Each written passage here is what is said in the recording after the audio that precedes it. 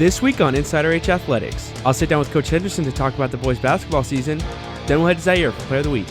After that, Finn will tell us about this week's Player Spotlight. And last but not least, we'll head to Daniel for Region Roundup. All that and more on this week's InsideRHAthletics.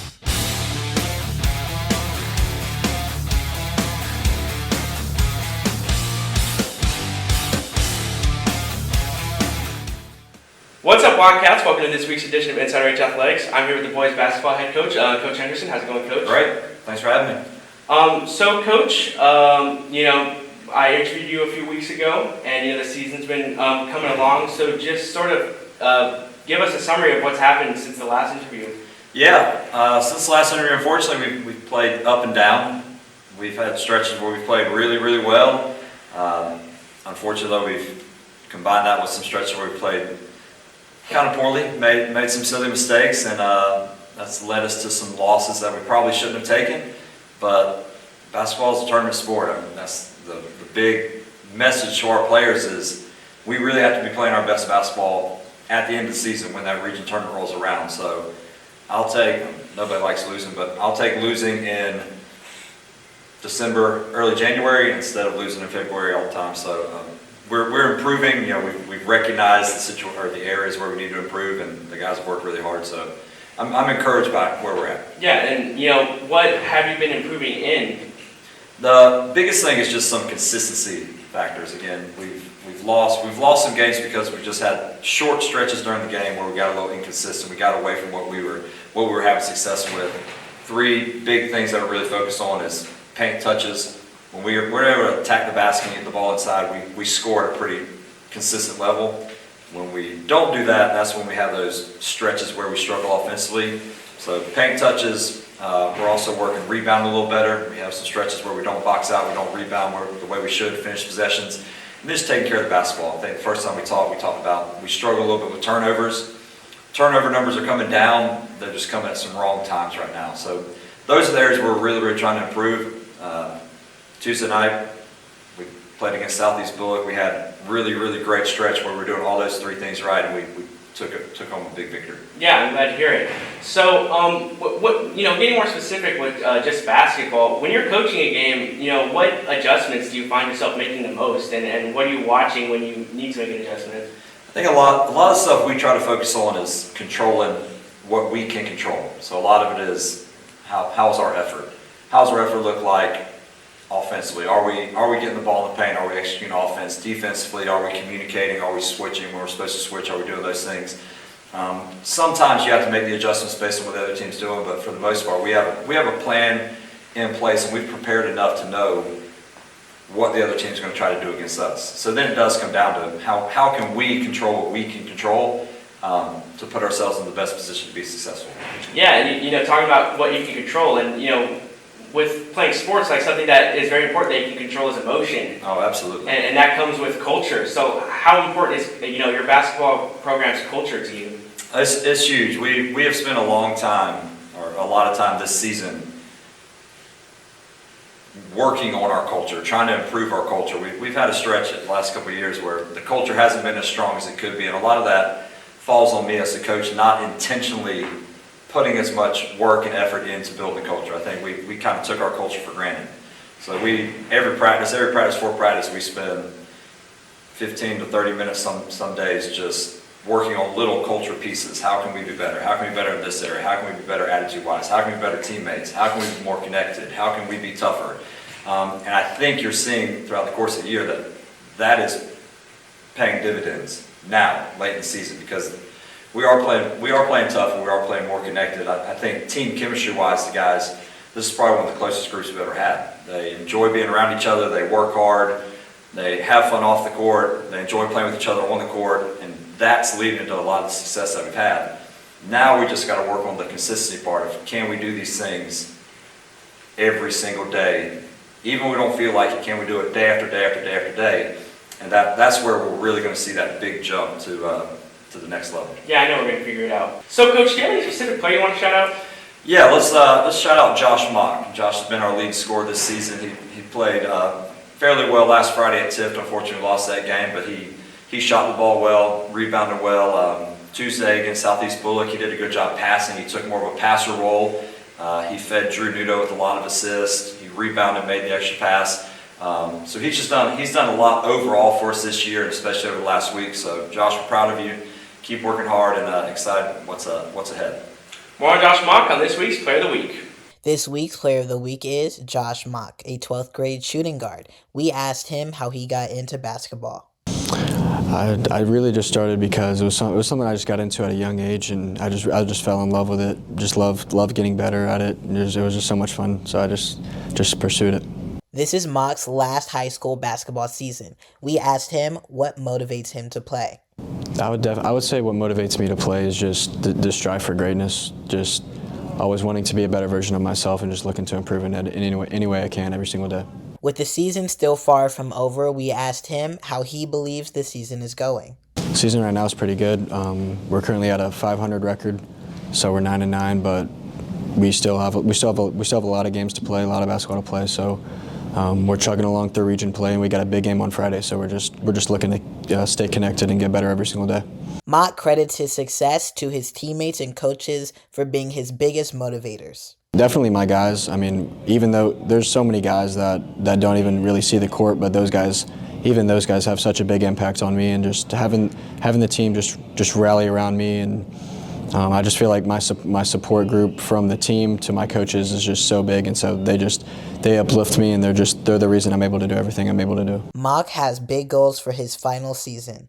Just to finish it off with a region win, I think would mean the world for me and mean the world for this program as a whole, and I think it'd just be some great momentum for the future. Though focused on ending out this season strong, Mock has plans for after high school. College basketball is the ultimate goal for me. That's something I work towards every single day, and that's something that I would love to do in the future. I've been Zaire Flash reporting for InsideRHAthletics.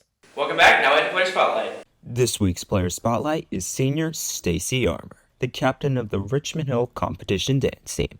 After dancing since age 4, Stacy is now leading the Wildcats to their very first competitive season in school history. Lead warm-ups and go through things on the dance that we need to clean. I also take charge when we're at competitions and get everyone where they need to be.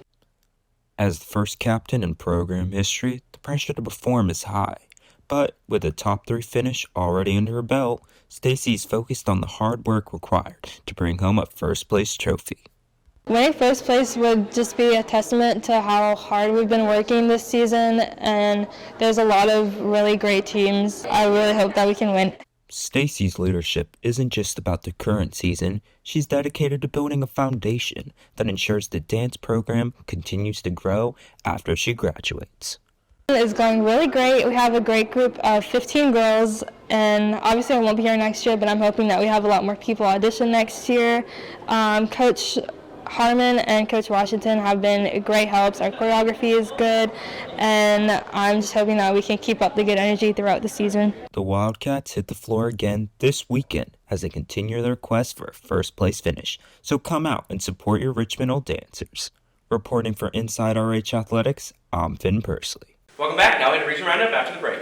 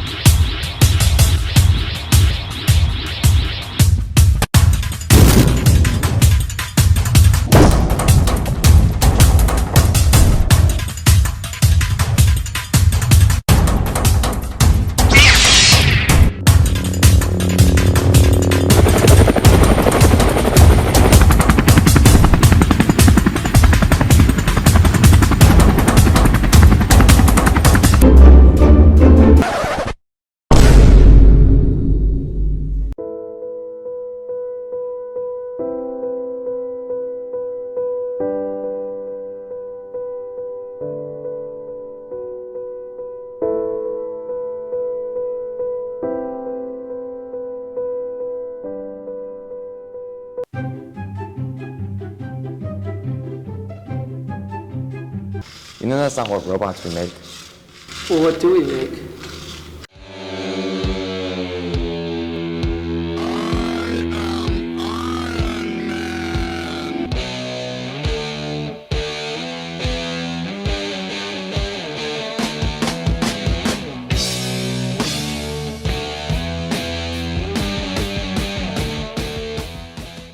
Welcome back, now to Region Roundup.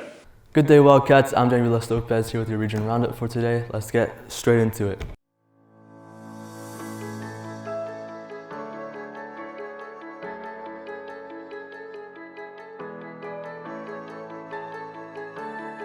Starting off with the girls basketball, we have on top Lowndes in first place with a score of 5-0. In second place we have Valdosta Wildcats with a score of 4-1.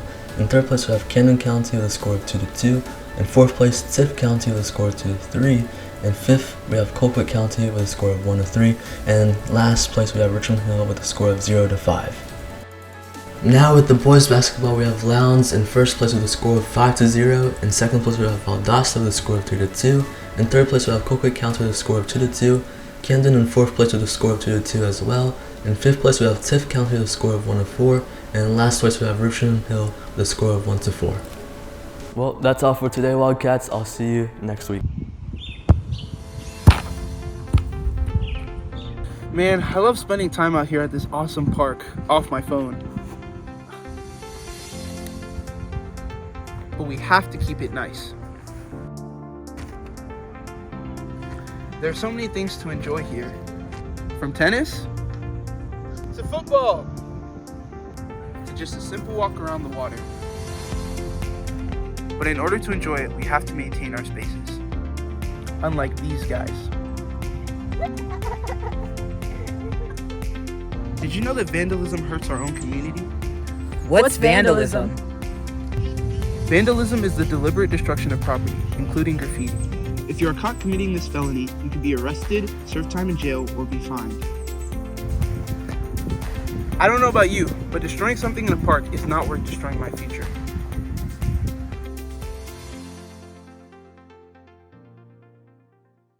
Hey, give me your lunch money. No. Oh, really not giving me lunch money? Okay, then. Hey man, are you okay? I'm not okay. Actually, I don't hate him. In fact, bullying often stems from inequal control, which could come from feeling powerless at home. Children from troubled homes may witness or experience aggression, which could lead them to believe it's a normal way to interact with people. Bullying can be a way for these individuals to deflect attention from their own pain onto other people so they can feel better about themselves.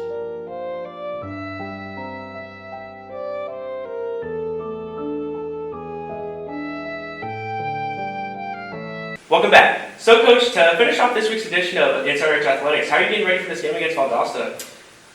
Well, it goes back to what we were talking about earlier. We're just working on things that we can control. The first time we played Valdosta, it was a real close game. We ended up losing by 4, but the big key in that game was we played a terrible second quarter. It wasn't a situation where Valdosta was better than we were or executed better. We didn't take care of our business in the second quarter. So that's the message to the players. Hey, you know, take out the second quarter. Take out the second quarter. It's an entirely different game. So what did we do wrong in the second quarter? What can we do better from that first time that we played? But they have a guard. They have a guard he's a really good player, really good scorer. He's averaging close to 20 points a game. So for us, it's how can we contain him. Obviously, he's going to get some points. Have a 6'7" kid inside, so we got to figure out how can we. You know, we don't have that kind of length inside, but how can we use the skill set that we do have to kind of neutralize him? And again, the big thing is just going to come down to, can we execute on offense? Can we attack the basket? Can we rebound effectively? Can we limit our turnovers? And I've told the guys all year, you know, when we do those things and we play Richmond Hill basketball, we play up to the standards that we have, we play up to our expectations, we have a really, really good basketball team. Really good basketball team, a lot of fun to watch. So hopefully students will come out. You know, the energy that we get from that student section, I mean, it really feeds the players. So I mean, I'm looking forward to a great game on Friday. Yeah, I know we're gonna win it. That's all for this week's edition of InsideRHAthletics Wildcats. I'll see you guys next week.